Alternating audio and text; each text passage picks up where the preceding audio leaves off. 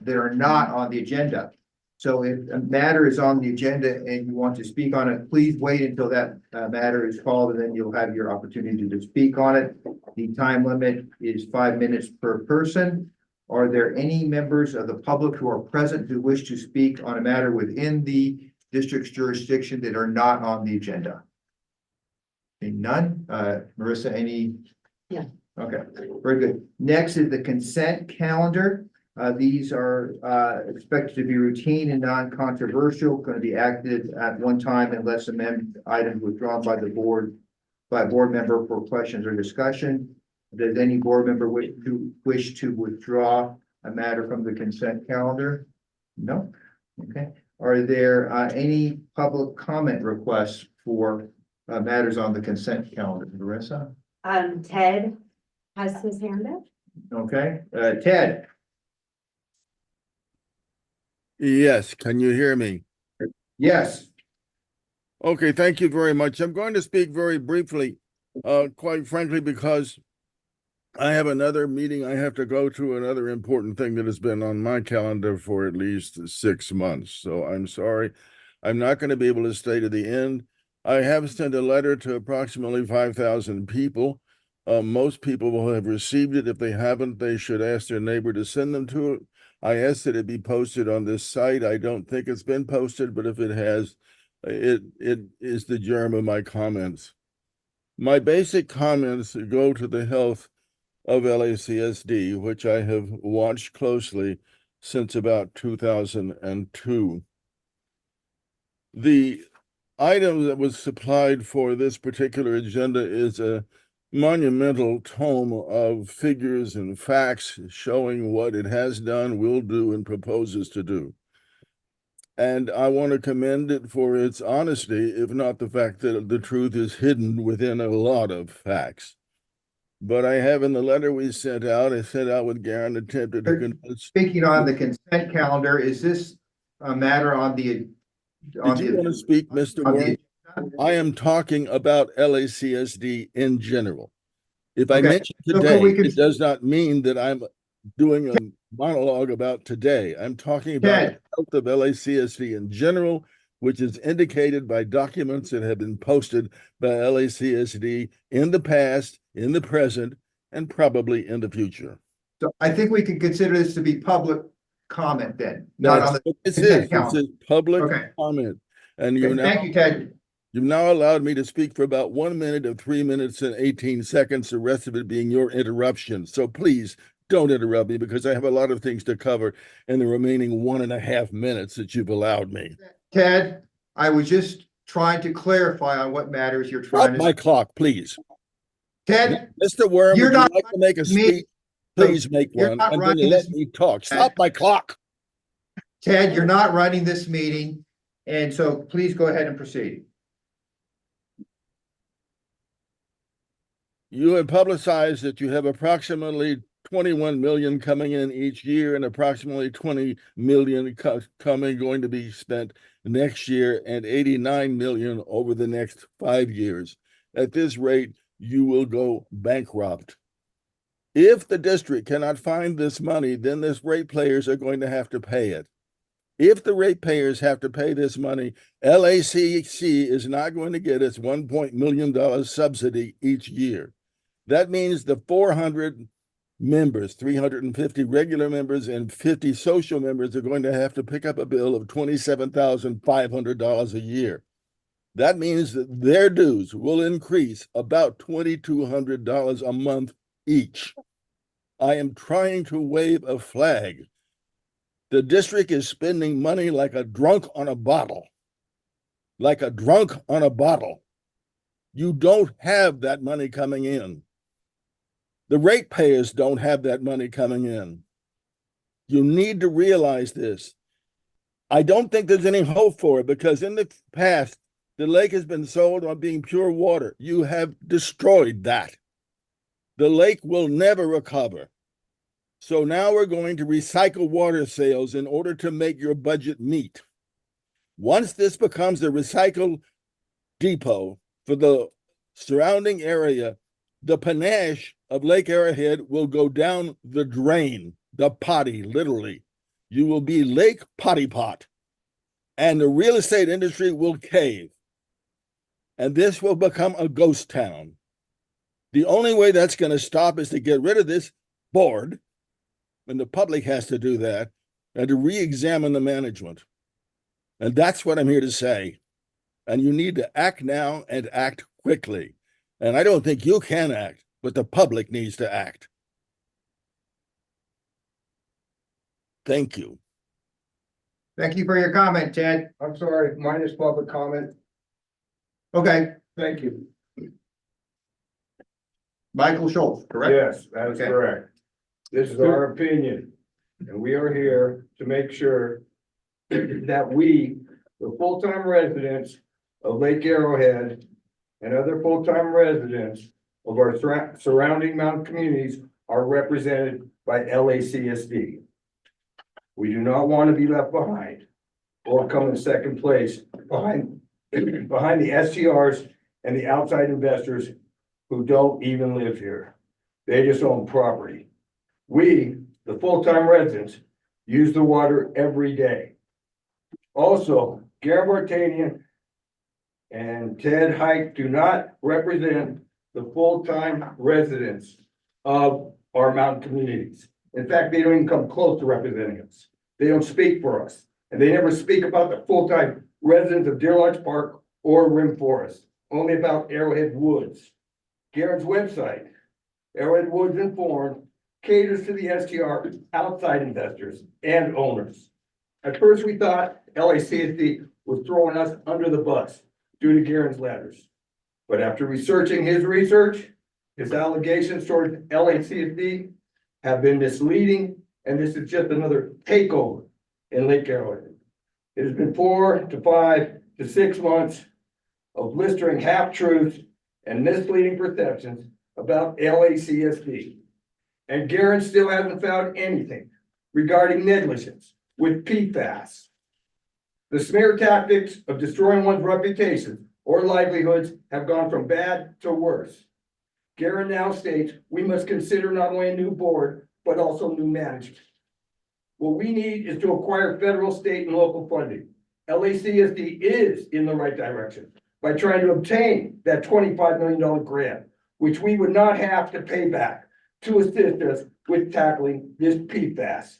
And by the way, our pocketbooks and our health depend on it. These grants will be granted and we will not have to pay them back. They will be given to us for free. That's what our opinion is. Thank you. Do we have any other public comment requests? We have Darren with his hand up. Okay, Garen? We've kind of, just to clarify, we've kind of gone from consent back to public comment. And so I It's fine. but, which is okay. But Garen, do you want to include this in public comment or on a matter on the agenda? No, Is that- it's just a general public comment. Okay, The cost increases that are gonna occur in the next 4 years, it's not only gonna affect the part-timers, it's gonna also affect the full-timers that Mr. Schultz is so concerned about. The water and wastewater increases are gonna be 8.62% for the next 2006, 2007, 2008, and 2009.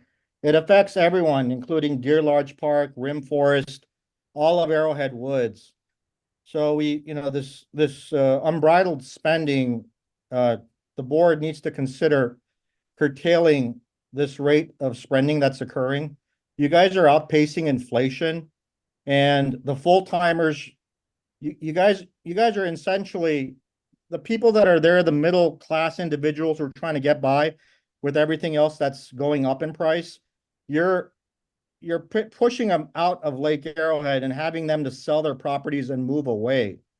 And in my opinion, LACSD is probably the number one factor, one of the main factors of inflation that's occurring in Lake Arrowhead. And elderly people that are there full-time, they're on fixed incomes. They're going to have a hard time paying their LACSD bills every month that comes over and over again. Up in Lake Arrowhead, it's death, taxes, and your LACSD bill.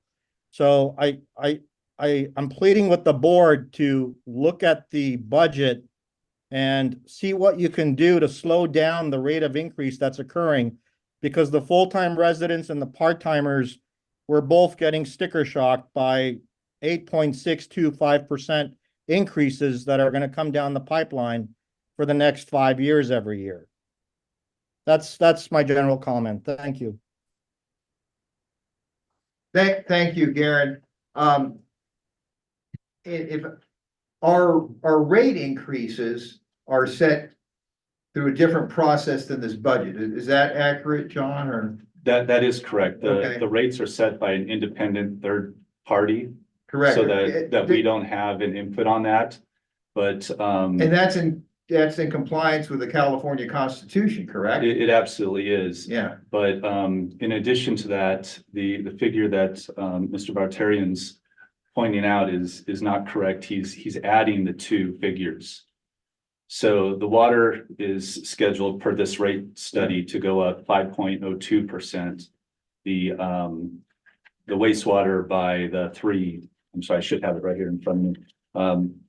As he points out, essentially we'll call it, 5% and 3.6%, which is coming up with so he's adding them together to get the 8.62%. That's not the percentage increases are not additive. So if we say water and wastewater, essentially, we'll call it 50-50. And for round numbers, to make it easy to explain, we'll say it's $100 and $100. And water goes up by 5%. So your bill would then be the next year 105. If we say wastewater is also $100 and that's going up by 3.6, let's just round it up to 4. Your bill would then be $104 the next year. So combined, your bill previously would have been $200. Your bill the following year would be $209. That's a $9 increase on a $200 bill. 9 divided by $200 is 4.5%. So they're not additive. So, and once again, you're correct that it's set by the rate study, but the way that they're presenting it is factually incorrect. and then the rate study and our budget and our rate increases are not is part of your budget process. Correct. Those Yeah. are set. And those were said, correct me if I'm wrong, were they said last year? Or? In 2022 was the first, the study was done in late Yeah, 21, rates taken effect in early 22. okay, and so when is the next rate? So those rates have been in place since 2020. 2022. So Okay. every April is when the next And know. when is the next time the rates are set? The next time we're gonna be changing the rate? would be in April of 25. Well, every year, but the next rate study. Then, yeah, the next time we reset the rates. Oh, I'm sorry. Yeah. Yes, probably, in 26. And the process for that, as you described, is we have an independent person come in who recommends rate increases, which are fiscally responsible, but also in compliance with the California Constitution, which says we can only raise rates and fees for items on matters that we're spending money on. And Correct. that we're doing it responsibly. Yeah, typically operations as well as then whatever infrastructure needs to be, to maintain the infrastructure. And, Cover this. Yeah, I was gonna say, well, you finish your thought. okay, well, and so our rate increases are, like you said, around 4%, somewhere there. And I think, well, I'm gonna defer that. Okay. I don't have any We've further. got, item 14 is the budget. And Right, we right. could get into the details. At that time point, more. yes, Yeah, correct. Okay, all right. Thank you. Do we have any other persons? I have Marilyn Deschelle with her hand up Okay, online. and we're gonna consider this to be public Public comment comment, again. Yeah, which because that is- kind of got skipped over, but that's Right, fine. this is on items that are within the subject matter jurisdiction of the district, but not Correct. on the agenda. Correct. Which is, I think what That's we're fine, doing that's what right we're now. covering, yeah. Yeah, so Marilyn, go ahead. Marilyn, can you hear us? I can you hear me now? Yes. Okay, I just wanted to let you know that there's no video of the meeting. Right now, all I was seeing audio, and now all I see is the clock, but we can't see anyone in the room. So I don't know if you knew that or if it's on purpose. I don't know. I'm just saying, usually we can see you, all of you. That's all I wanted to tell you. All right. Thank you, Marilyn. Is there Thanks. anybody else who wants to make a public comment? Garen's hand is up, but I believe we're doing one comment. Yeah. One time per. One time. Okay. That, Garen, you exhausted your time limit, okay, but if there are matters just specifically on any agenda items, of course, you're free to speak on that, okay? All right, so next, we're gonna go ahead and move on to information and discussion items. Are we gonna do public comment per each number or? all in First, we need general? to do consent. We didn't. Did we We didn't do consent? Okay, thank you for reminding me and keeping me on track. Okay, I think we need to do a motion. Do we have a motion to approve the consent calendar? I'll move to approve the consent calendar. Okay, roll call or not me, No, voice? not me. Okay, all in favor? All Uh, right, consent calendar is approved. And next we have information and discussion items. And so my question was, do we ask for public comment on each numbered item or in general or? We typically have. Okay. Public comment. All right, so we have 9A, John O'Brien. And this is the finance manager's report, which is different from the budget. Correct. Yeah, this is my, my quarterly financial statement and investment reports. Okay, go ahead, John. So the district's financial picture continues to remain stable with no big surprises through March 30th. We continue to be sitting a bit under budget in regard to service revenue due to reduced consumption, but that's been offset by above budget revenue related to property tax and investment income. On the expense side, we continue to come just under budget in aggregate. All in all, it's been a pretty quiet quarter. With that, I'll take any questions. Does the board have any questions for John? No? There's Okay, no thank you. hand up. I'm sorry? No comment. Okay. And no Garen's public hand just comment went up right on now. 9. Okay, so Garen, you have a comment on 9A, the finance manager's report? Garen, Can you hear me? now we can. You have a comment on 9A, the finance manager's report. Yeah, I just had a question about the interest income, the investment income. The chart, the fiscal year, you have a document, for the interest income. If you look at the chart for 2021, it shows it's negative $575,047. And then 2022, it's 784,000. 2023 is 316,000. And then for this year, you guys expect interest income to be 1.5 million. Why is 2021 negative 575,000? And is 1.5 million for this year? Is it above and beyond what the expectation should be? Yeah, and I'm sorry, Mr. Viteri, what page are you referring to? Fiscal year 2024, 2025, comparative statement of receipts and expenditures. Trying to see what page that's on.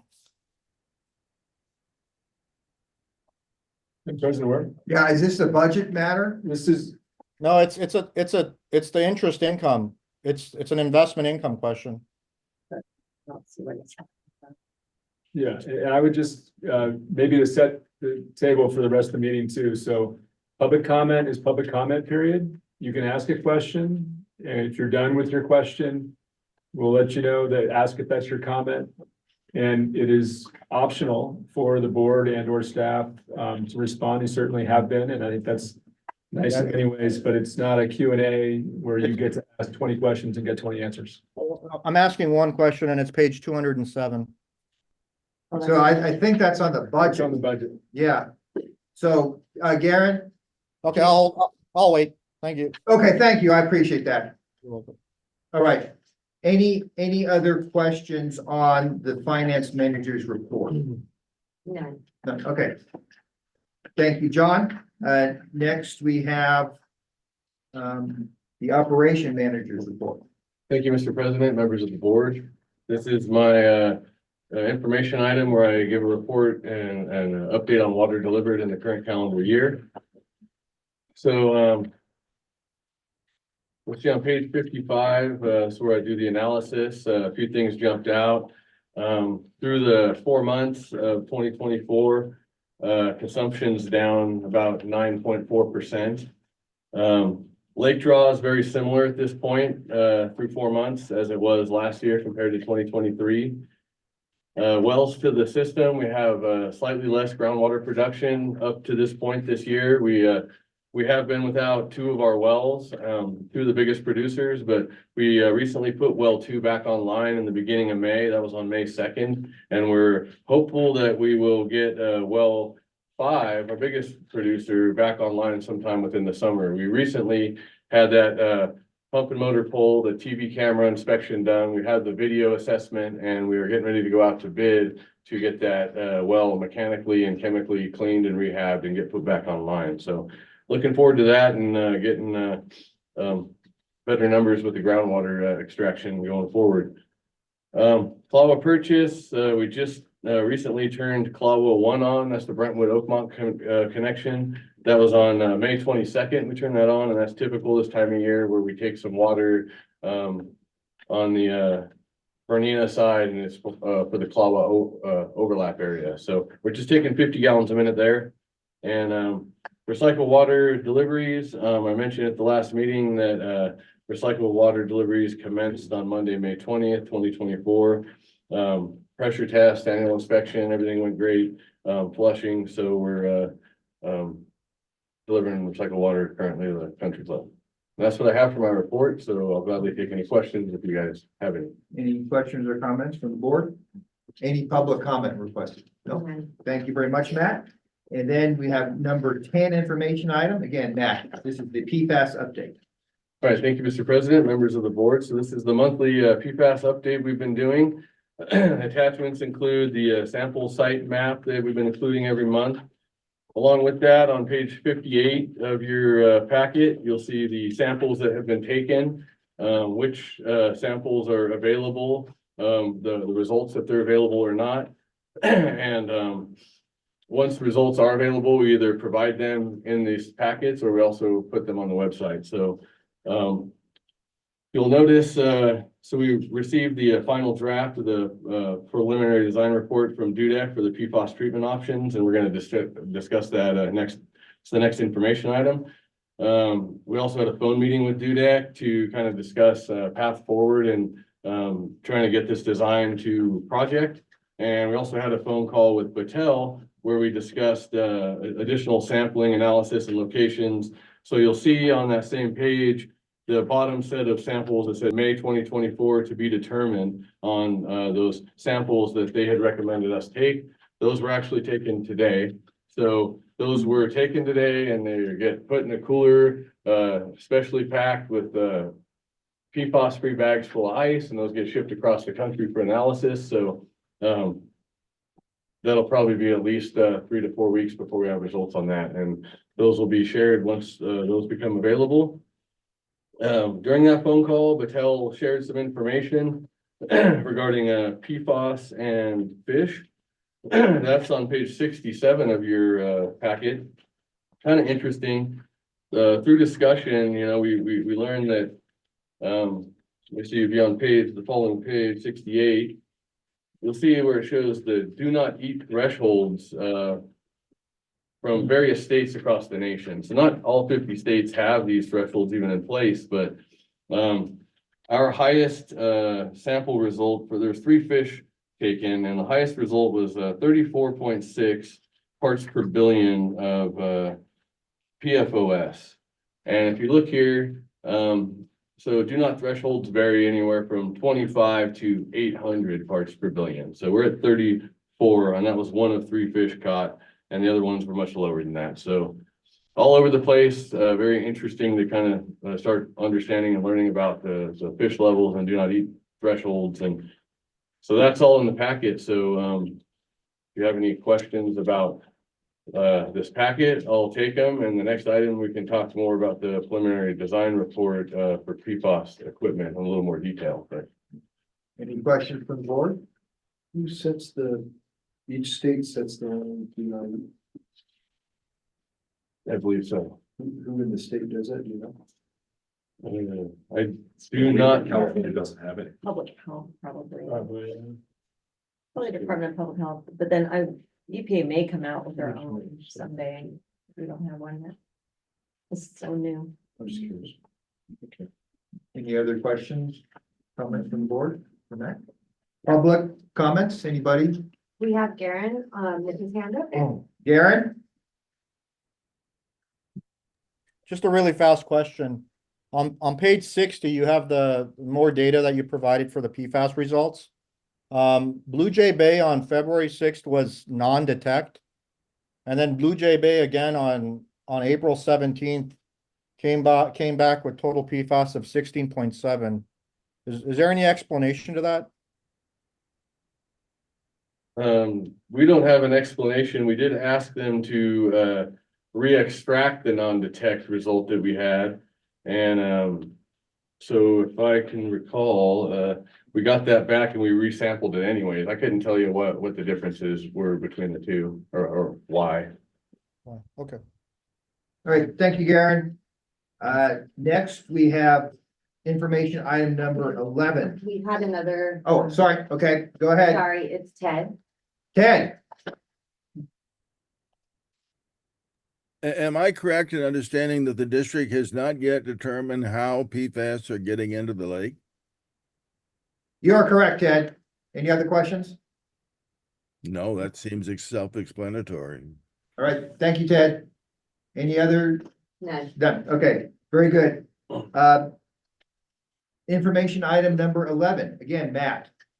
All right, thank you, Mr. President, members of the board. So, to give a little background information, so we're gonna, we have Greg Guillen here online from Dudek. He's the engineer behind this preliminary design report. But just to give a little background information, I'll just remind everyone that PFAS have been detected in the district's drinking water at levels that are higher than the recently adopted drinking water standards. And it's the district's goal to reduce these chemicals to meet regulatory requirements and preserve public health. So Dudek has experience designing PFAS treatment options for other water agencies, and they're also familiar with LACSD systems. So on December 12th of 23, the district board of directors approved a contract with Dudek to prepare a preliminary design report, which that's what we'll be discussing. That's also included in this as an attachment to assess what PFAS treatment options there are and provide recommendations that would be suitable for the district. And this document will enable the district to release an RFP with detailed information to prepare final plans and construction bid documents. My understanding is that RFP is ready to go, and we're going to send that out most likely tomorrow. A request for funding from the California Drinking Water State Revolving Fund is pending that requires 90% plans before a financial agreement can be finalized. So it is the board of directors' desire, you gentlemen, to expeditiously prepare the required documentation to ensure that the prescribed equipment is installed as soon as possible for the following reasons. Number one, protect public health by reducing exposure as soon as possible. Two, to ensure funding from federal and state programs with finite funds and growing competition within the sector. And secure treatment equipment in advance that is in high demand and just becoming more and more increasingly in high demand. So the preliminary design report, it prepared 3 different preliminary cost options. The recommended treatment technology is ion exchange.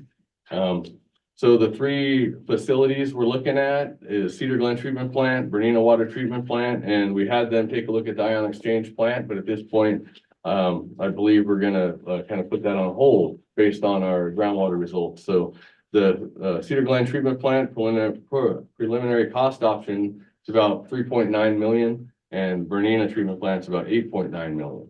So that's what we're looking at, and I'm going to turn this over to Greg Guillen, if you don't mind, Greg. He's online and could definitely answer any questions that you guys might have and pertaining to this preliminary design. Sure. Yeah. Happy to answer any questions, Matt. Greg, you have any comments? Or you just want to entertain questions? No, I mean, based upon what Matt said, everything you said was accurate there, right? We looked at different treatment technologies and ultimately arrived at ion exchange. Arrowhead water is really good quality, except for, the PFAS over there. So it wasn't a real challenging treatment. And I think ion exchange is going to do a great job. We've got, the construction cost estimate, preliminary layouts of where the equipment is going to sit at the existing water treatment plants, and estimates for how much it's going to cost to operate the facilities at a full flow condition. So full confidence that this will remove PFAS in your drinking water down to below detection limits. So if I can sort of interject here, so the process I think that we're looking at is Dudek has created a preliminary design report. And we're hoping by the next meeting to put this out and get bids on a design report or engineering plans, I guess is a better way to say it, correct? Yes, sir. So the preliminary design report goes through high-level alternatives, high-level cost estimates, so that the district can then, as you said, develop a scope of work for that final design project. So you would be putting out an RFP to get bids from engineers to provide you your contract documents, meaning a set of drawings, specifications, and cost estimates that you could then put out and advertise and get bids from contractors to actually build the treatment facilities. So you now have the preliminary design report in your hand, and it sounds like there's going to be an RFP issued very, very soon, and you'll get bids from folks like me, design engineers, to complete the design from where it's at now all the way through final design. Thank you. And we're hoping to and Catherine, when are we hoping to send out that RFP? Tomorrow. And what is the time sequence on getting responses? Or We're doing a little bit of a short turnaround because we Okay. would like to bring it to the board in July. all right, okay. And then once if a contract is awarded in July, then the plans will be prepared by that set of engineers, whoever that might be. And then once those engineers are finished with the plans, then we can send it out to bid to a contractor. That's correct. And in the meantime, we do plan on pre-purchasing the ion exchange equipment because it has a long lead time. So during that design process, we should get to a close enough point where we know exactly what we're going to order and pre-order it. Okay. Thank you. And any questions, comments from the board? I have one. So on the ion exchange, is it a filtration system where we replenish the filtrate? Or does it work a different way? Yeah. So ion exchange works by sorbing PFAS to its surface, right? So imagine little plastic beads in a big pressure vessel, and you run your water through those beads, just like kind of like your home water softener works. When that resin, that media is exhausted, meaning there's no more space for the PFAS to stick to it, then you'd have a third party come out and exchange the media. They would take the media, the exhausted media, and place new media. They would take that spent media away with them and regenerate it off-site. Thank you.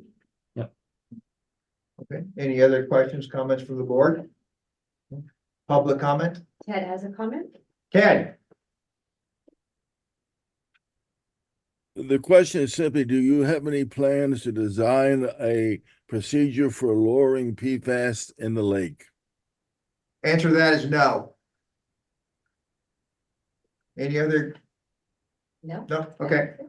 All right, thank you. The next is information item number 12.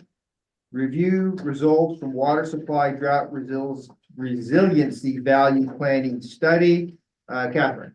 Thank you, Mr. President. So I just wanted to bring this to ensure that we had direction from the board after our special meeting. There were a lot of different ideas thrown out there, but the top three that USBR came back with were water exchange, IPR in Silverwood, which we haven't done any studies on yet, and to expand groundwater supply. So the water exchange and the groundwater supply, we are actively working on now. It would be up to the board if they want to expend any funding to start a feasibility study about IPR in Silverwood, or just focus where we are now, and if we have any traction, then we could recircle IPR, would be my recommendation. So the water exchange with Mojave, that's with grass. Yeah, Or just with our wastewater in general. or wastewater in general that's Mhm, goes down to Hesperia now, mhm. okay?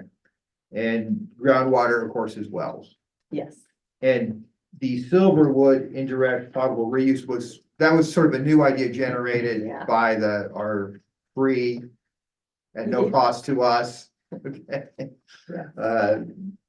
And is that something you're asking the board for If- direction on, or? yeah, if you want to authorize any funds towards that effort, or would you prefer that we wait and see how these other efforts go? I mean, if you're Or, very interested in it, we could try to get some grant funding from USBR to do feasibility. or is there some discussion, or could you initiate discussions at manager level to see, because we talked about Crestline Yeah. sanitation district being involved. Mhm. Then, of course, whoever, the management of Silverwood, could we initiate some sort of a discussion at a general manager level without funding being necessary? Yes, I definitely can do that. Okay. All right. Any questions, comments from the board? I think if we can get free funds to do a feasibility study, then we should move forward. with that. Okay. Okay. And based on the special meeting, it would appear as though that probably won't be that difficult. Microphone can't. I'm sorry. Usually everybody says I'm too loud.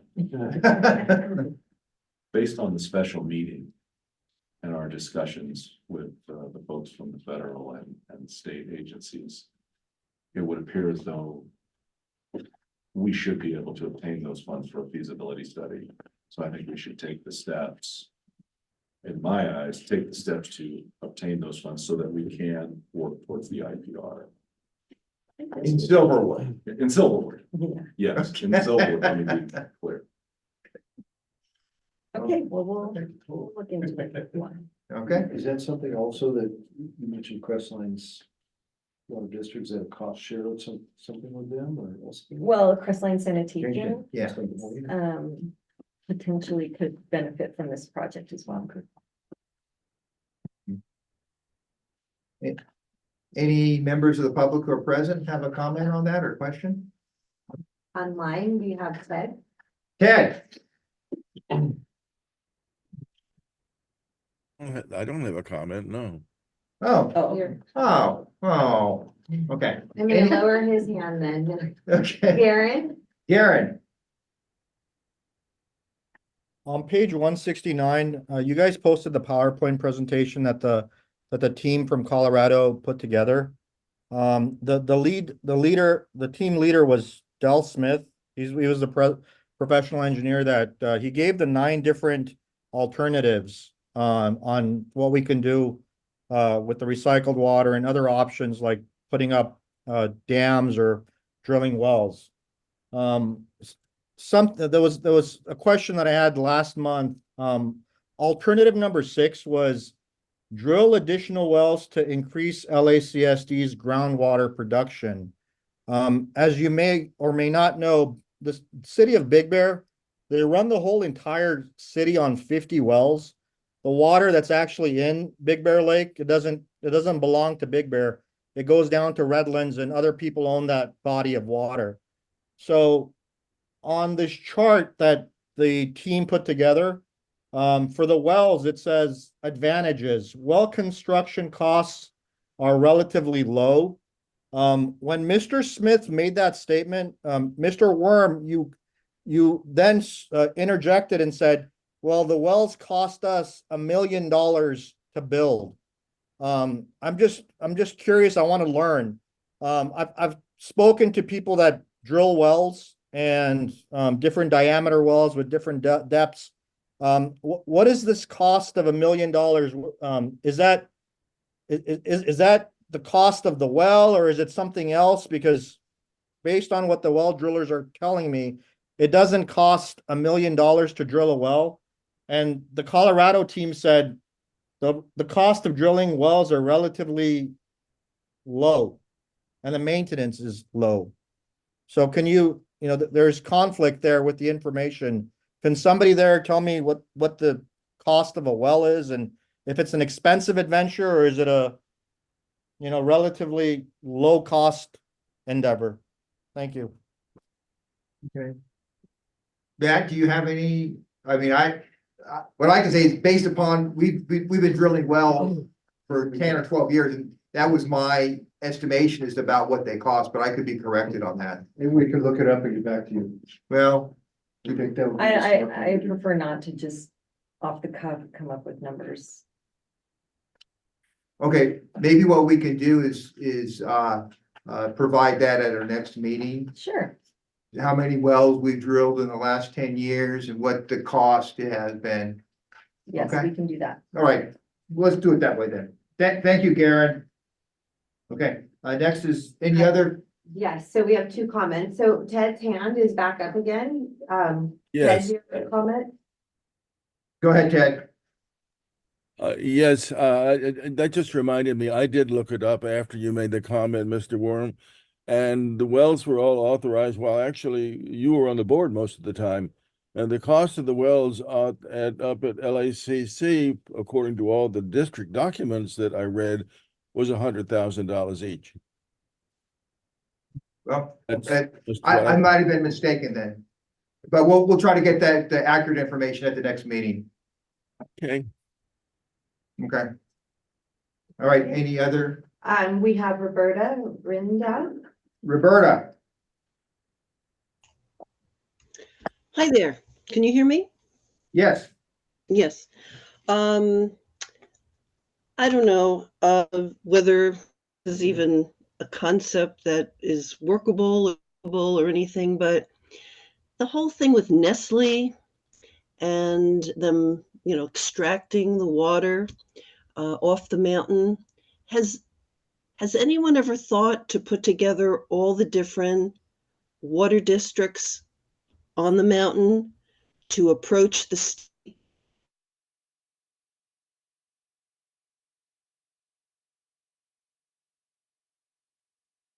Is that something doable? Is that something that is worth looking into?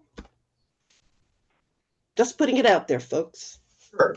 I think there's been some thought to that. Is it some sort of a association or collaboration with the different, we have private water companies, we have different water districts. But that really hasn't been pursued. Your question about the Nestle water, that's not really within our watershed, so we don't have any interest in that water, either legal or physical. Okay, All right, thank you. thank you. Anybody else have a comment? Yes, we have Frank. Frank, Yes, I have a question regarding the country club, and what is the difference to drill a well at the country club versus other locations in Arrowhead Woods? And then also, what is the relationship with their consumption, and why are they paying a much lower rate? well, the drilling a well is specific to a certain site. So one site may be good and easy and cheap, and another may be difficult and not even possible. So I'm not sure I can answer, I'm sure I can't answer that question. I don't know if anybody else on our staff wants to address it or not. There's some efficiency from drilling another well at Grass Valley just because they have a blended treatment. Okay. So independent wells will have to be treated individually. And so there is some efficiency having additional wells at the country club. We do have an agreement with the country club. Right, and then the next Yeah. question, I think, was why the The rate Or paid, the amounts paid by the country club, and that's based upon an agreement that was done many, many years ago that we don't really have much say in it, so as I understand it. Correct, and it's also not on the agenda. It's not on the agenda, but it is kind of within the water resiliency thing, but I think the answer to that is that's an agreement that goes back decades, that we really don't have any way to modify that, to my understanding. How do we find that document? How do you find that document? Public Yeah, record? the agreement. A public records request? Okay, thank you. Sure, okay. And, I just had a comment, Okay. just to try to help clear a little of the confusion on this well question, just because I Sure. think there's two different things going on here. So, the cost to drill a well is the cost to drill a well and put a hole in the ground. Like that could be anywhere from $100,000 to $300,000. I don't know what the hard number is with all these. So Catherine I agree 100%. We need to come back and we'll give you some actual costs. But so when Director Wurm referred to $1 million, or when we throw those numbers around, those are more budgetary costs on the entire well, not just drilling the hole, but what's it going to cost to equip the well with, like Catherine mentioned, if we drill wells outside of the country club, we need to install uranium removal, and we also need to install water softening, two things that were missed when all those wells were drilled on the country club.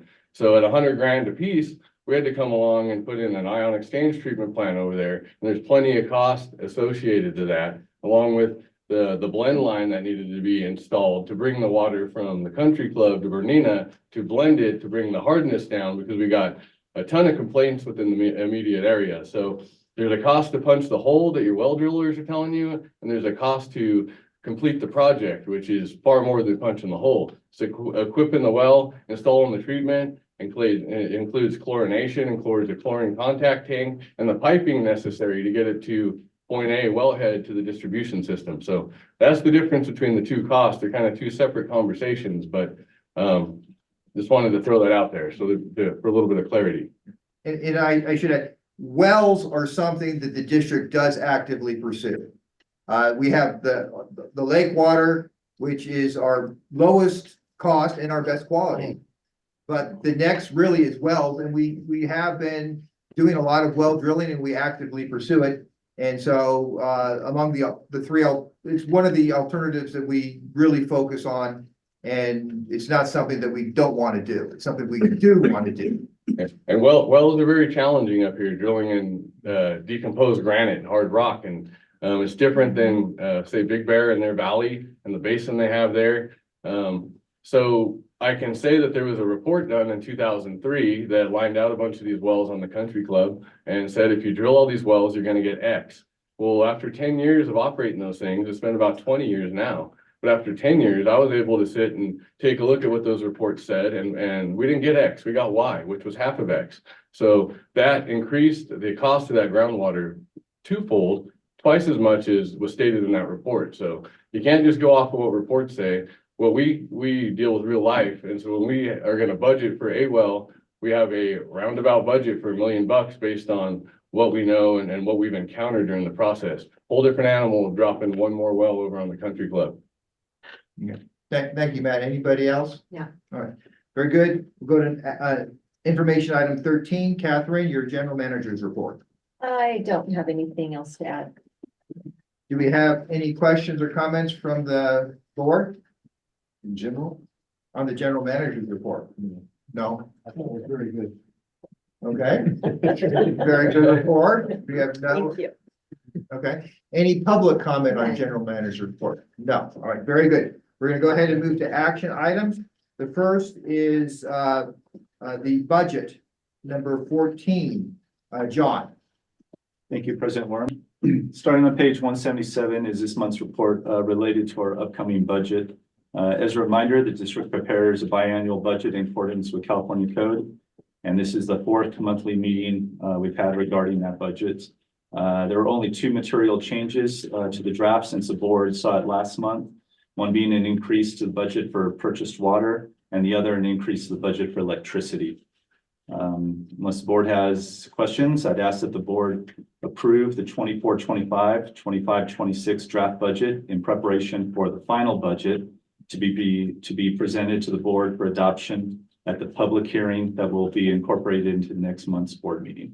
So this is one more opportunity for the board and the public to have comment, and the final budget will not be approved, not be considered until the next meeting Correct. in June. June, Okay, yeah. all right, June 28th. June 20th, okay. Any questions or comments from the board? What? Okay, wait a minute. Got the president's question. Okay, right. Now, John, let me see here. And I went back, I have all my scratches here from last month's, but there was indicates a pension funding increase of 15% for 24-25. And my understanding is that is at least in large part because of the unfunded accrual liability that's associated with the state. Can you comment on that? Yeah, that's correct. So there's two factors that's showing what would seem like a rather large number. Is that number one, that percentage increase is related to the previous budgeted year, not actual year. And during that time, we've had salary increases due to inflation, things along those lines. So it's an increase over the budgeted, not necessarily over what previous year actual was. And then the other component, like you're saying, is the unfunded accrued liability, which CalPERS places on us based on their actuarial results, which the lion's share is from, essentially investment results from how their investment pool did. So it being a down year a couple of years ago, we get slapped with it in this coming year. So that accounts for the large part of it. That's something the state imposes on us and we don't really have a say on. That's correct. In a question or comment sort of in the same general area is we have a increase for wages and salaries in 23-24, 15%. And I think part of that was because we granted, I think it was about a 10% increase back in like to the I'll call it the union, okay? And that was back like in December, I think it was. But part of that was, or the reason, I think the big reason was because we were having real problems staffing. I mean, we were losing people and not being able to keep quality people. So to keep pace with the competition in other water districts, we were pretty much forced to do that increase, which is a big part of that 15% there. So that's sort of my comment on that. Now, but the question back to John is on on pages 178, 179, we have revenue summary and expense summary. I've got questions comparing, I think it is Deer Lodge. Or like for 23-24, Deer Lodge revenues 230,000, expense 265. And you've got similar numbers for the next 2 years. How are we doing with Deer Lodge? We do have some reserve in there. Okay. But yeah, Deer Lodge is rough. It's our smallest enterprise. Right. Yeah, 200 connections. So yeah, it's now that being said, there's when we look at the district in aggregate, there's plenty to cover, and we're talking about $30,000. If you're looking at those two comparisons, so obviously it's not ideal, but it is kind of the reality of the situation. Operations are not in danger or anything along those lines. But if we did want to put any additional infrastructure, larger things, obviously those have a larger price tag, and we would have to come up with some additional scenarios for how to fund that. All right. So, but we don't. I'm bringing this because there is a deficiency there, but we don't see any real problems. not to operations or anything to the immediate. Okay. You know, the district has plenty of reserves as a whole. And if we needed to lend some money from one enterprise to another, yeah, it's nothing. Okay, Yeah, I don't think wanted to it's ask a- that question. yeah. All right, Sure. because that jumped out at me.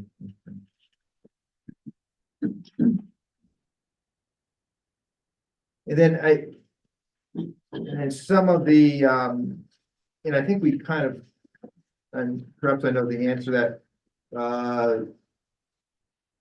you know, there was a wastewater increase, I think. I have it here and I apologize. I've got these two books mixed up here. Revenue from property tax, wastewater was to increase 17%, but I think you explained that before. There was a change in our accounting.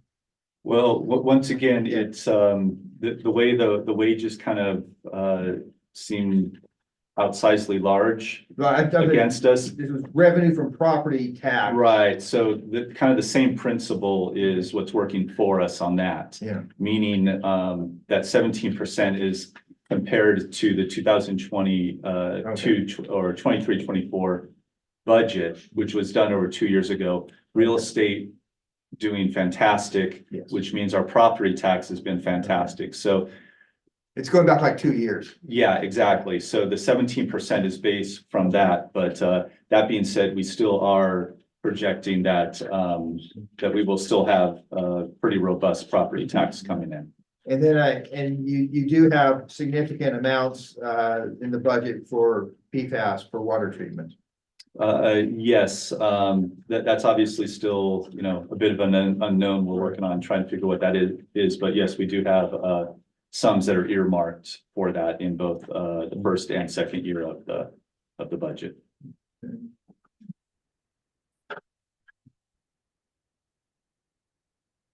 And then from my review, the operations do seem to be relatively stable with, you know, small but steady increases in revenue and expenses.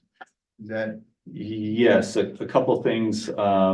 Electricity has been definitely a tough one over the past couple of years, and that was again why you know, I made that kind of material change from last month to this month, was just kind of reviewing that just wasn't going to work. But yeah, but overall things have been pretty stable.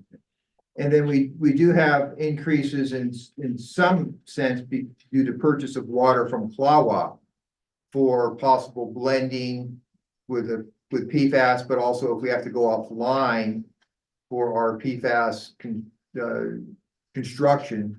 But that water is already paid for through the supplemental water fees. So I wanted to comment on that. Fortunately, it's been paid for. All right, any other questions, comments from the board? Okay. Public. Yes, we have Darren. Garen. Yeah, I had a small question and a larger question. Okay. Small questions for Mr. O'Brien. On page 27, page 207. It's got all your, you know, all the expenses and all the revenues. The four revenues that LACSD gets, it's from the water, wastewater. There's property taxes, and then there's investment interest income. If the board looks on page 207 and Mr. O'Brien, for 2021, the interest income, it's negative 575,000. And then 22, it's 784. And then 2023, it's 316,000. And then for this year, it's kind of optimistic, but you guys are expecting 1.5 million in investment income. Last year was 316,000. What's the explanation for the negative $575,000 interest income in 2021? Did the district lose 575,000 in investment interest income? Is that a loss? we want to have both questions and then there's. You want to do that? You can keep that question in mind, John? Yeah, yeah. Okay, go ahead, Yeah, Garen, go yeah. to your second question. And then the second larger overarching question is, if the board looks on page 261, it's got a list of all your capital improvements that you're anticipating to do in the next 5 years. On the water capital improvements, it's $50 million, $51 million. On the sewer side, it's $35 million. So that's 85 million bucks. And then in Brim Forest, you guys have 3 million. So that's $89 million of capital improvements in the next 5 years. You guys have about 23 million coming in and 21 million going out. So it leaves a profit of 2 million. How are you guys going to pay for $89 million worth of capital improvements in the next 5 years? Thank you. Thank you, Garen. So answering your first question is John. So, so the $575,000, I believe that was from the disposal of an asset. These are consolidated financial statements. And I believe that was on the disposal of, when I say asset, I don't mean a financial asset. I mean, and once again, I'll look into it and get back to you, but what I We can can bring it up to the next board meeting. yeah, to the next board meeting. I'll look it up and bring it to the next board meeting. Okay. It's obviously several years ago. But I can unequivocally say that we did not lose $575,000 on any type of investment. The district is very strictly mandated on what we can invest in and what we cannot invest in. And typically it's, very short term, 5 years or less, financial instruments, and those financial instruments are all fixed income. So, things, CDs, as you can see from the page, CDs, medium-term notes, treasuries, things along those lines. So when we say the disposal of an asset, what I'm saying is more like a fixed asset, some type of piece of equipment or something along those lines that if it's disposed at, and there's differentiation between the cost basis and what it goes for, then we can have a loss. But once again, I'll look into that and have that specifically for you next meeting. What we then see as we kind of go further into the future on that same line. So the 22-23 784, that's the actual amount. We didn't have any big retirement of equipment or anything along those lines. And now at this point, think about where we are with interest rates. Interest rates are starting to go up kind of post-COVID. So now in the next column, 23-24, this is the budgeted. So I've kind of referenced this this idea several times through other points that President Wurm has made tonight, that this was a budgeted number of 316 because when I had put this budget together as 2 years prior, think about what it was 2 years prior. Interest rates were sitting at, near zero. So the amount of interest income that I had budgeted at that point was fairly low. Okay, now we move forward to the budget I'm projecting for this coming year and the next year. We'll call it 1.5 and then a little over 1.5. And that is because the fact that interest rates now are very high, whereas I was getting, say, 50 basis points on CDs 2-3 years ago. 50 basis points mean like 0.5%. I'm now getting 5%, sometimes, 5.5% on some of the corporate notes. So in that respect, that's a tailwind that has helped help the district out greatly. So hopefully that kind of explains your question on that. And then as far as the amounts of capital investment, the CIP plans that we have, please keep in mind that this budget is for the next 2 years. So 24-25 and 25-26. And as kind of stated in previous meetings, the amount that's covering for the coming year, we have the cash for. The amount that's going to be needed for 25-26 as these are ambitious plans, is going to need to find outside funding. Much of what General Manager spoke about as far as funding and grants, things along those lines. Everything outside of that, when we talk about the next kind of 3 years, is technically not part of any, it's really more of a placeholder. We want to have a roadmap of where we're kind of going as we kind of move forward. And that's really what that amount comes to. So obviously, if, you know, we have, you know, these large numbers, when we look out 5 years, yes, it's absolutely going to require some other type of funding. But, you know, once again, these are not, nothing is set in stone, nothing has been adopted. And of course, every expenditure has to be over a limit, has to be approved by the board. And one comment I do have, and I think Ted brought this up at the last meeting, was he had noticed there was a $10 million item on recycled water process upgrade, and was wondering what that was for. We didn't have an answer, but I did remember that I think it probably was put in at my request, because the reason for that is at some point in time, we may have to replace, or we will have to replace, the outfall from the Grass Valley Treatment Plant down to Hesperia. And that might be 10 million, it might be 12 or 15. It might be done in 5 years or 10 years or 15 years. My thinking was that we ought to have a number in there to remind us that at some point in time, it may have to be done. But these are outside of the budget for the next 2 years, so they're not really budgeted items. It's more like, yeah, I'd really like to buy, you know, a Hallett boat someday, but that's gonna cost me $200,000. Well, someday may be, you know, 5 years from now. And obviously, if we don't have the money for some of these items, these are more, a lot of these are more, anything outside the 2-year budget is aspirational. We might need it someday, but we may not, and we may, if we do decide to move forward, we're gonna have the money for it. Okay. All right, any other questions? Ted has a comment. Ted? Yes, it follows right up on line with what you just said, Mr. Wurm, things falling outside the 2 years. And that question I asked about the 10 million. However, I noticed the 10 million, and I was going to get an answer. Somebody was going to give me an answer, but you just explained we don't have an answer for outside of 2 years. Unfortunately, that's popped back up again on page 261 of this report for a period of time between 2026 and 2027. That's within a 2-year period. So do we have an explanation now for the 10 million that appears on page 261 that is apparently for recycle water process upgrade? Who's going to get that money and why?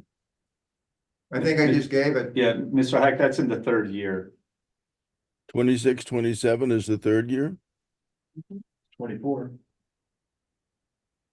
The answer is yes. All right. I guess I have to wait a year. We'll be here, Ted. Hopefully you will too. I don't plan to be here, but I wouldn't count on you being here. Oh, well, thank you for that vote of confidence. No, it's a vote of confidence in the public, not you, sir. Okay, all right. Thank you, Ted, for your kind comments. No other comments? None. Okay. Do we have, I guess we will consider approval of the draft budget.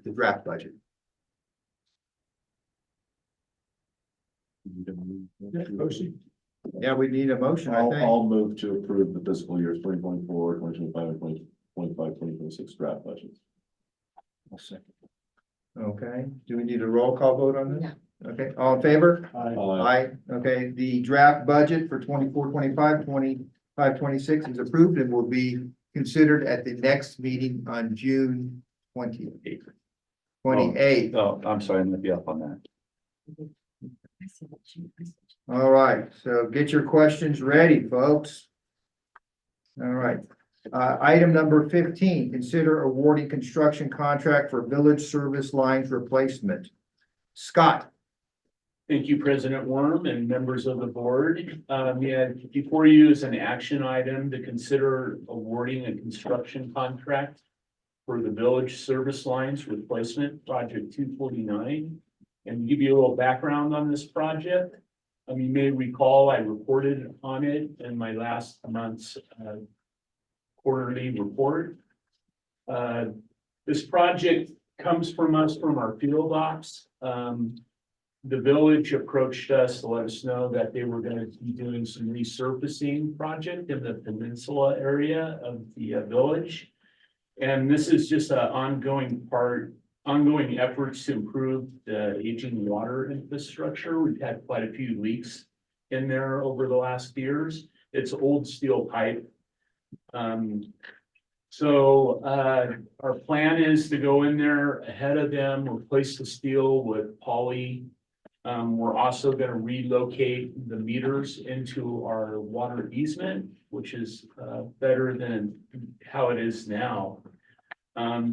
Fiscal impact, the cost associated with the approval of this item is $226,422 plus 15% contingencies for a total of $260,385.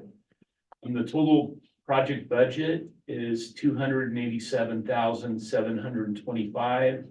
And this kind of came about without going through the budget process.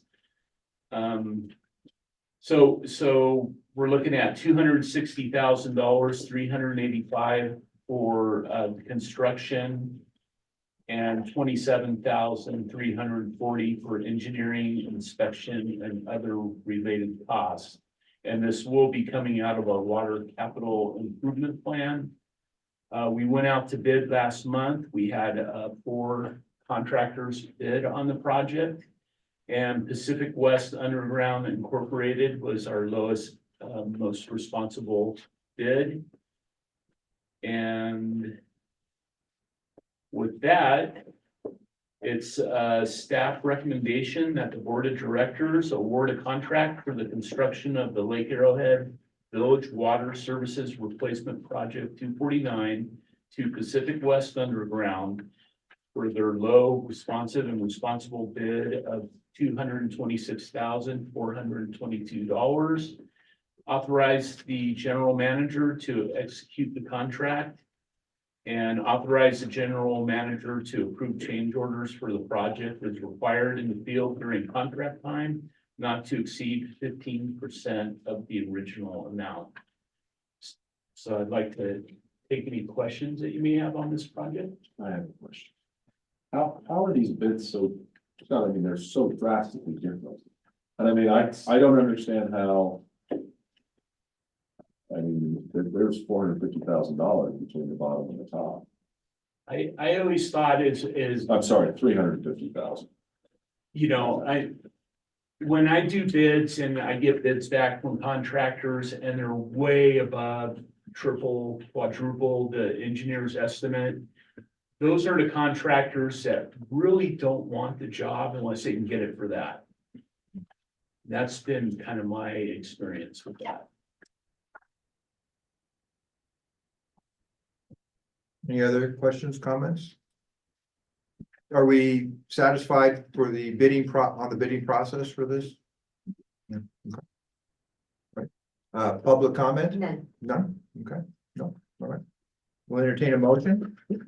I'll move that we award a construction contract for the village service lines replacement project number 249, as well as the termination of the project as category 8 zone from sequel. Second.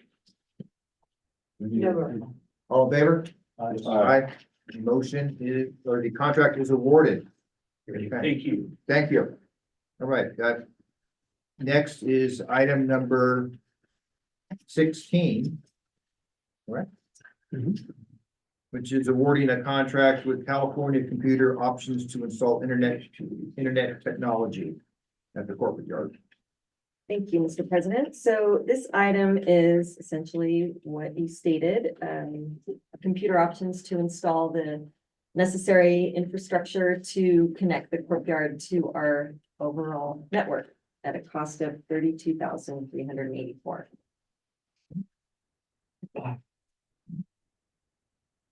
Questions, comments from the board? Did we have to put this out to bid? No, they are, they're under contract with us and they know our systems and they run our systems for us. But, because it was over my authority, I had to bring it. And it's not part of their contract because it's a separate project. No questions, comments, public comment? Yes, we have one, Karen. Garen. Garen. Yeah, I'm here. Okay. So this action item is near and dear to my heart. I started, when I was 18 in high school, I started my own e-commerce company. It was called laptopoutlet.com. I've sold probably about 30,000 pieces of IT equipment since I was 18. The income that I made from my business, it paid for my USC undergrad, UC Santa Barbara, Loma Linda, and then finally my law school. So something that I really know extremely well is IT equipment and how much it costs. So if I can just have the board, I don't know if you guys have the packet. The invoice, the quote starts on page 287, and I know this is peanuts compared to the $89 million that are expected to be spent in the next 5 years. This is $32,000, but just as an exercise, can the board look at page 287 real quick where the quote starts? Because I just want to bring this to the board's attention. You guys are getting staff recommendations approving this and approving that. I'm not denying the fact that the new corporate yard needs computers and needs a server to connect the employees that are going to be there to the main office. That's not the issue here, but looking at this quote, it's a labor and material quote. So the vendor is going to come in, they're going to buy a whole bunch of equipment, and then they're going to come in and they're going to charge labor and do the install. My issue is not particularly with the labor. If you guys look on the quote, after all the materials, the servers, the Wi-Fi routers, all those things, you have labor, 50 hours of labor at $175 an hour. I don't like giving opinions on labor rates because everyone's expertise is completely different from one another.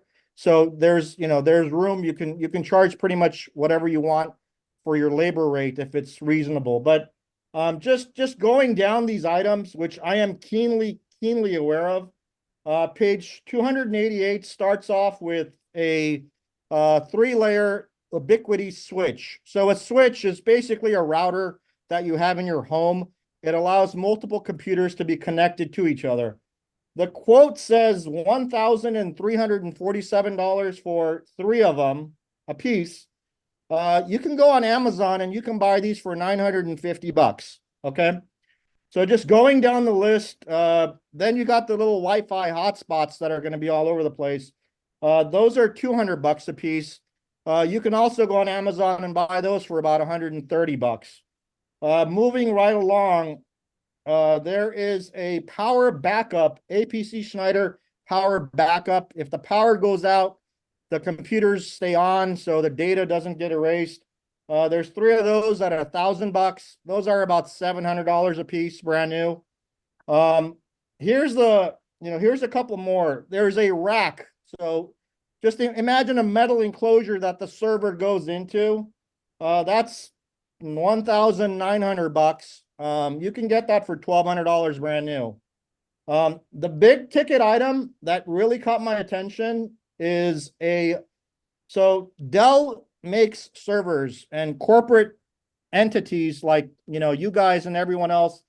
Dell is the #1 computer company to get equipment from. They're used in corporate infrastructure. We have a Dell PowerEdge server. Just imagine a computer and it's really powerful and it's going to be able to handle all the emails of the 22 employees that are there. So it's just a really souped up computer. Me, you, any of the board members, any of the audience, you can go to the Dell website and it's an apples to apples comparison. So you can plug in all these different details and Dell will shoot out a price of $5,900 for the same exact server that's being charged $9,000 for. So, you know, I'm not doing this as an exercise. I'm not trying to beat up on anybody. It's just this one little tiny contract that's $32,000. I understand profit margins of 10%, 15%, 20%. But you know, I don't know if it's suitable for the board to get bids for things like these and just double check. I don't know if an employee there looks at the numbers, the staff recommendations. Are they audited? Are they not audited? It would be good to do it. All right, thank you, Garen. Appreciate your comment. Any other comments? No, that's it. All right, so we have a motion and a second. Did we? No, Okay, do we have a motion then? Good question. Okay, go ahead. Do the prices of these, items include, are they upgraded more than he's saying? I don't really trust anything that I'm hearing out there anyways. no, I So, mean, history of they're speaking. configured specific for us, and Yeah, so I mean, they- there's a lot more details than what. well, that's what I would think. I would think that maybe these items, they're giving us that price because they have a warranty on them, which is probably a little more than you're gonna get just a base payment. I don't know. Like I said. I guess that was my statement. Okay. All right. Then do we have a motion? I've got one. Go ahead, or comment? One question, comment. Okay. All those wrapped up into one. You're not buying just a piece of equipment. Am I correct? You're getting service to install the equipment, to service it. If something happens. So to compare it to, yes, you could go out and buy the server. Now you have to go out and find somebody to install it, hook it up. And call, who are you gonna call when you need help? Garen. So, well, maybe. Sorry, I couldn't Maybe we resist. can't afford it. But my point is that it's not just a piece of equipment. This whole thing is a system. You're buying a system, a replacement system. And yes, you could go on Amazon and then you end up with a room full of equipment and it's gonna sit there for 6 or 8 months before somebody comes and says, why don't we do something with this? So I move to approve it. I got a quick comment. I agree with you. It's like buying a car part and then taking it to your local mechanic and you got it cheaper. You think he's gonna put it on the car. He's not gonna do that. You're not gonna buy a starter for your boat. You take it to the local marine servicer and him put it on. He's not gonna do that. I get what Bruce is saying. Okay. So we have a motion. Do we have a second? I'll second. Okay. Roll call or voice vote? All in favor? Aye. Okay, so the contract is awarded to California Computer Options. Thank you. Number 17 is has been removed from the agenda. Number 18, consider approving the annual water supply and demand assessment. Catherine. Thank you. So this is an annual item where the DWR asks us to look at our supply and project 1 year into the future and assume it's dry. And kind of look at what your supply will be and determine if you have enough supply in the short term to meet demand. And so we prepare this analysis and bring it to you. The kind of one difference this year is we are changing our supply mix a little bit to purchase more imported water, as we mentioned. But the ultimate analysis shows that we do have enough supply. And if the board is happy with this report, then we will file it with DWR. Okay. Questions, comments from the board? No? Okay. I don't see a name behind this. Was it done in-house? If I could ask, I thought it might have been without paying outside consultants like was done in prior time. Sure. Okay. Public comment? No. Okay. What did this used to cost us? I don't know about this one, particular one, but we used to pay a lot. We used to pay a lot for outside consultants and reports. And now, and I'm gonna say, our staff does a lot of that work now. Which not only saves us money, but gives us a much better qualified staff. So, and I want to take this opportunity to thank the staff for doing that. All right, I'll move that we approve the annual water supply and demand assessment, and then we direct Catherine to file the assessment. yeah, her own report, we file it. Department of Water Resources. We have a second? I second it. Okay, all in favor? All Aye. right. File it. Okay, yes. All right, number 19. Consider rebates for in-home water filters. Yes, so the board requested that we bring this item before you. If the board would like to provide rebates for PFAS removal filters, we have some suggestions. We're suggesting residential only, as commercial buildings have a whole nother it's a whole nother question. And that it would be as a credit on the water bill instead of a check. Also, we think that there should be a maximum number of rebates per residence and a cap on the total amount. And that the rebate should end once the district is in compliance with drinking water regulations. So, on the second page of the staff report is just an idea of what the cost would be, depending on how much rebate and how much participation rate we would have.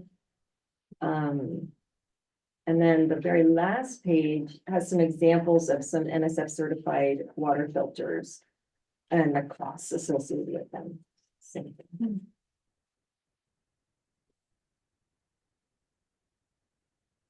I have a question. Yes. How can we, as we look forward, possibly doing this, how can we make sure that all of the ratepayers know that this is available to them? So that we can let them know they can do this and whatever we may or may not decide to do is going to be available to them, and how can we make sure that we hit the biggest bulk of people so that everybody realizes what's going on, so that, I mean, I know word up here travels like wildfire sometimes, but if we were to do this as a board, my expectation would be that we would want everyone to know that's available to them. And then my secondary question is, having not looked at how these work, do they have to be replaced? I heard our expert earlier say that they have to be, we're gonna have to replace the media. Mhm. Is that the same situation with these? Yes, you do have to, depending on the system. If it's like a filter, yeah, you have to replace the filter periodically, depending on the volume. Any water filter, even if it's RO, has to be serviced, you know. So, as far as getting the word out about it, we had discussed, advertising it on our bill and our website, also probably a little more social media, push for that as well. Yeah. I think it's a great idea, but how do you manage it? And how do you what you got, how many users and they all start saying, I want my money too. How are you gonna handle the inflow of the information to validate the fact that you do get a credit? That is a big challenge that will be burdened on our customer service team. So we would have to talk about how do they prove that they bought it? Is a picture sufficient, a receipt, something like that? That's why I also recommend that we would make it a credit on the bill as opposed to a check, because then at least you don't have the finance department as well involved in all of this clerical. It would be quite a bit, but they could record it on every customer account. We do have, a system for that, so that would ensure there weren't duplications. How do we Okay, it just early stages, so I'm not even gonna ask the next question. Well, I got a question, it's probably a Well, question. you can ask it, go ahead. I'll ask it. How can staff determine? I know in my household, things get bought a lot. And sometimes they don't fit and they get sent back. How can staff confirm that it's being used? And not. I mean, I can go on Amazon and buy something right now. I can have it delivered and I can return it tomorrow night. And I'm gonna have a receipt that says I bought it. We have a picture of it installed on your faucet? I don't know, that's one of the things There's some amount of control that we will not have. We would Yeah. just have to accept that because we can't spend the manpower to have Go somebody and check, inspect. If it was a lot more money, then we probably would want to do that, but And where would these funds come from, Captain? from the water operating fund.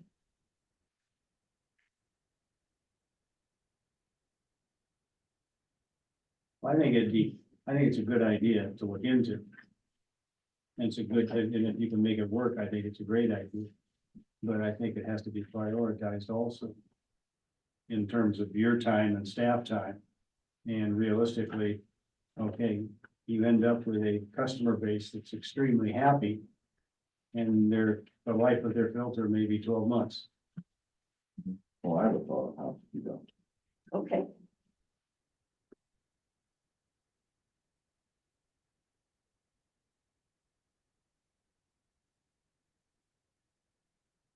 Instead of the person buying the filter.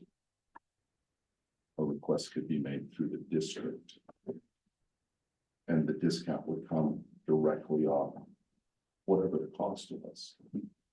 And therefore, we would know it was being used. And we would be able to provide, I mean, if we bought 500 of them, you know, and everybody could put in an order. I know that solves the problem that I'm thinking of in my terrible head. so that would solve the problem if we did like a pour over, like a pitcher. A pitcher type, Yeah. but every faucet, every fridge is different and, but we could offer pitchers. You're There's gonna some end samples up here. with a staff of service. people. Yeah, you know, I know, Water I filters. know, I know. Yes. And so we've got one. But we contract for somebody to come out and do it. I didn't do it myself, and so. It's, if you can make it work, it's wonderful, but I don't know.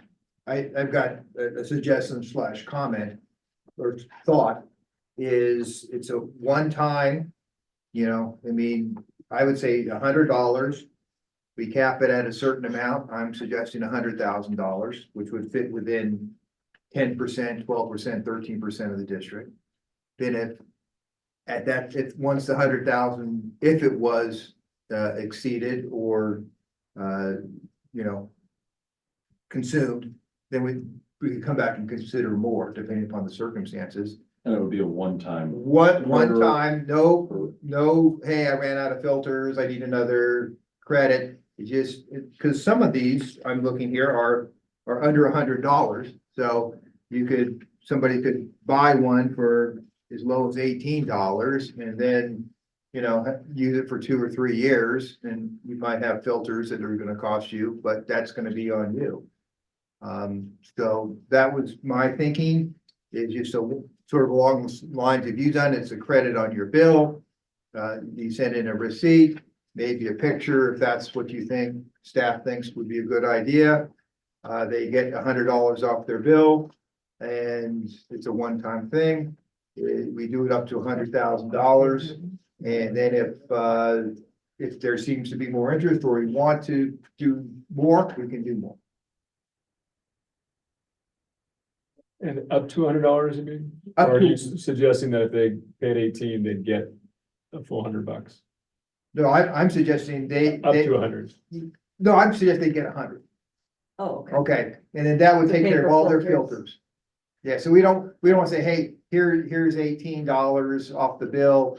And then here's 3 months later, here's another, you know, receipt for $50 for filters or whatever. I just say $100 That's gonna cover your filter and your filters for however long you're gonna use it.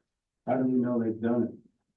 That's, I think- what we're doing under that scenario potentially is just gifting $100 to I everybody. would say they have to turn a receipt in. But the turnovers, I think that's the easiest. a receipt that they bought it, yeah. If they purchase, whatever. But John, that's $750,000 if everybody gets one. No, I'm just saying, we're capping it at 100,000. I know, but. I'd be concerned if For- someone submitting something for $18 and getting 100 back Okay. as a gift of public funds. Yeah, you'd want to make sure that Yeah, you can verify that the $100. It also concerns me that this is get it fast or you won't get it at all, what it sounds like, which I think is the recipe for disaster. I don't disagree. Sounds like we need to think more about it. Okay. So what would you like the staff to do then? Put it back on the agenda. And have the board think more about it. Well, we should, Okay, we should okay. all, we should all really think about it. I mean, we got good ideas, but we're like, we're not gonna solve anything tonight, I don't believe. Okay. We all need to kind of look at it. I'm all for, kind of thought it out. Yeah, I think we need to. I mean, I got a filter, like I've said that before. We already have them in our refrigerator. And we've had them for years. But, my wife uses the water out of the refrigerator and I drink it out of the tap. So. I like the refrigerator water. I like your. Yeah, I just drink it out of the tap. Reminds Some me that people, some people, you can lead a horse to water, but you can't make. yeah, it's your preference, what you want to do. So lots of people already have filter. That's another thing. I mean, they already have a filtration system. Yeah. Some people have ones that cost them a fortune, I'm sure. Yeah. Mine didn't. I came with the fridge, but we buy nice filters with it. And, it's just your preference, how you want it. Any other board comments? Public comment? They've got a comment right there. What? We were told that the one on your refrigerator isn't helpful. We have one too, but they said that doesn't eliminate the PFAS. I don't know about that. The right one, yeah. I think you can buy all kinds of my house, charcoal and whatever. Good public comment Yes, online. we have Ted. Ted? Yes. 22 years ago, with a board that was faced with the emergency of having to come up with water being ordered not to draft a couple of thousand feet out of the lake, the board faced with the emergency got together and purchased and installed toilets for 50% of the houses in the district. Most of you are using houses that were installed by the Community Services District. One man was placed in charge of that, Mark Lippert, no longer with the board, and he and I went around in circles a lot, organized the purchase of those toilets, which were delivered to the high school, picked up by people, and then installed by the district. And the district installed them, and those toilets, for the most part, are still working. And you're trying not to do something. I've never seen anything like this before in my life. Manager doesn't want to do it, doesn't want people to be bothered installing it. You don't want to bother buying it. Maybe people will cheat. People will not cheat. You arrange for the item to be installed. You arrange for it to be purchased and delivered. And to tell you the truth, you have the manpower to go out and install the darn thing. Or you can get proof that it's been installed, but you don't have to do that. Do it the same way you did the toilets and have done with it. Just have done with it. This is such a small item, considering the amount of money you give away to the club and to other people. I just watched you award a contract to somebody based on the fact that they're going to service the instruments, and there's no provision in that contract whatsoever that that group will service those installers. But you just give it away. For God's sake, give it to your people who pay your bills. Help them. Help them. Thank you, Ted. Any other public comment? Yes, we have Frank. Frank? Yes, I think it's a great idea that LACSD take part in that endeavor. My one question or concern would be, do the end users have to waive their rights or provide some sort of a hold harmless clause to LACSD over it? That isn't something that's under consideration. I don't believe it would be considered. Okay. I would, Or Joe, maybe I should Yeah, let my I mean- lawyer speak for me first. Well, yeah, it's for the lawyer. yeah. There are a lot of rebate programs that entities down the hill do, and you typically have terms and conditions, and if we're giving just a credit for someone to go out and purchase something on their own, then it would be over to them. They'd get the credit, and we'd have you sign something real simple, just as if your kid was being dropped off for a field trip. It's, it's your responsibility. The credit is not guaranteeing the quality of what you purchase. Over to you. Or that it works or anything. Yeah, I mean, we wouldn't, unless we went a route of actually installing and doing things. like that. Then we'd have to guarantee it, huh? Well, we'd have More issues. more involvement in Yeah. potential, yeah. All right, Okay, and then we have Garen. Garen, Yeah. So, can you hear me? yes, Okay, so you guys didn't bat an eye to approve a service contract for computer hardware a minute ago. One director is talking about boat motors and installing them by qualified mechanics. And the other one's saying that he doesn't trust what I might be saying. All you have to do is go look at the contract. There's labor warranty support, all that's in there, $9,000. These filters. not on this item, It's not Garen. these filters. Garen, you have a comment on this item. Oh, and He hang up on us? no, I ended up muting him because it wasn't a item. Okay, let's, Let's hear, I unmuted. okay, Garen, do you have a? Yeah, so look, This it's, item, you know, you have a $22 million budget, $100,000 at $100 a piece, it gets 1,000 lucky winners, LACSD customers filters. The other 7,000 are left high and dry, but you guys are sitting there going, this started last month and now we're into this month and now we're going into next month. It's $100 and it's $100,000. And it's 10% of your customers they're not going to cheat. It's like, you guys should just do it. It's no brainer. Thank you. Garen? Any other comments? Yes, Carol. Carol,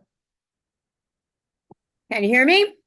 yes, I have a question for the gentleman in the corner. I'm sorry, I don't know your name, but you had a filter installed, had a plumber come out and install that. And it is a bit of a personal question, but can you tell me how much that cost altogether, the filter and the plumbing call?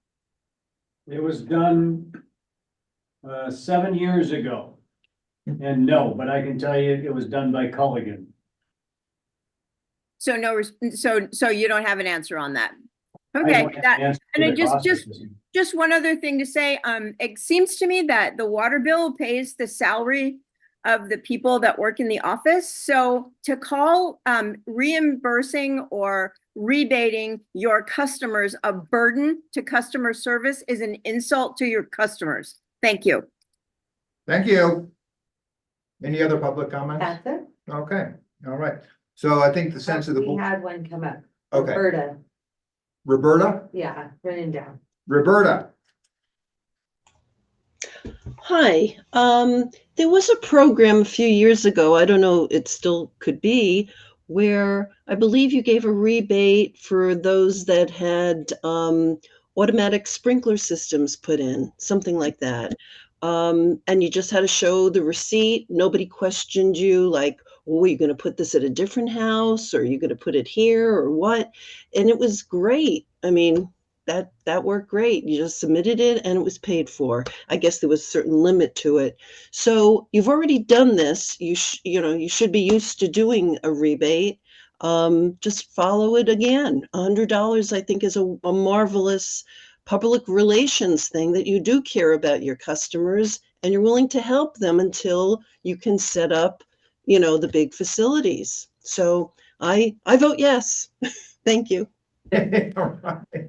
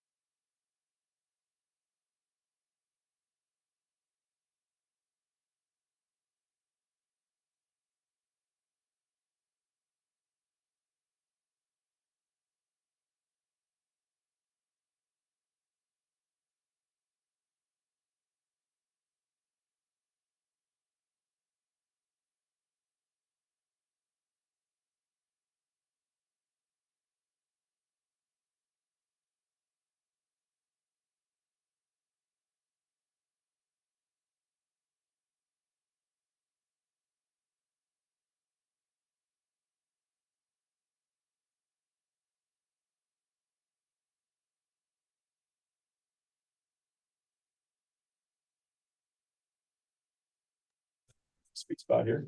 So Joe, and thank you for bringing that up, Robert, would it be your opinion or an issue that if somebody bought an $18 filter, that if we gave them $100 on their credit off their bill, that might be a legal problem? Yeah, I don't think we should do that.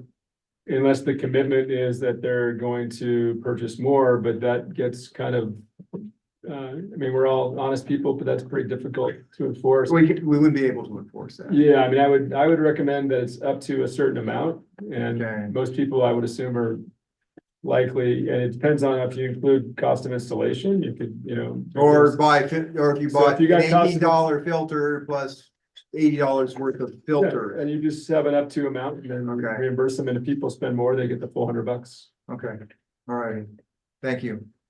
All right, very good. So I think that concludes our action items. Any board member meetings somebody wants to go to? No? Okay. Board member comments? I do, I have a comment. Okay. I think I wrote it down. During the meeting, someone kept asking questions about, what are we doing to clean Lake Arrowhead? Correct me if I'm wrong, we have no jurisdiction over Lake Arrowhead as LACSD. I think that, some of the public has us confused as one, like we're one corporate entity. ALA and LACSD are one corporate. We're not at all. We're completely separate entities. We're a government entity. I think they're a nonprofit. Are they a nonprofit? Yes. They are a nonprofit. They have their own board. They have their own governing body, whatever you want to call it, and so do we. We have absolutely no control over Lake Arrowhead. None. We have no control over or responsibility for cleaning Lake Arrowhead. Is that correct? Our only responsibility is delivering the best water we can to our ratepayers. Is that correct? We have an interest in We the have- watershed for sure. We do. And we cost share also. We want Lake Arrowhead to be pristine and clean. Absolutely, we do. But it sounds to me like someone is confused that we're all the same entity and we have control over it and we can't clean Lake Arrowhead. We don't have the ability to do that. We're responsible for cleaning the water we deliver to the best of our ability, I guess I should say. That's all we can do. I think that was, it seemed like, that was being confused a number of times. And I know John gave a short answer that we weren't gonna clean it. We can't clean it. Also, this is my personal opinion. Everything I say is my personal opinion, actually.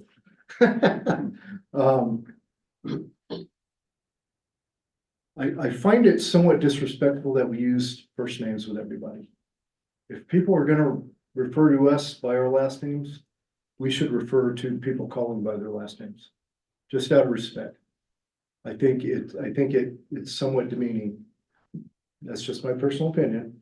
When we're calling people by their first names and they're calling us by our last names, I don't think we should do that anymore. I think we should be respectful of our ratepayers, whether we agree or not with them or agree with what they're saying. I just think it's a thing of respect.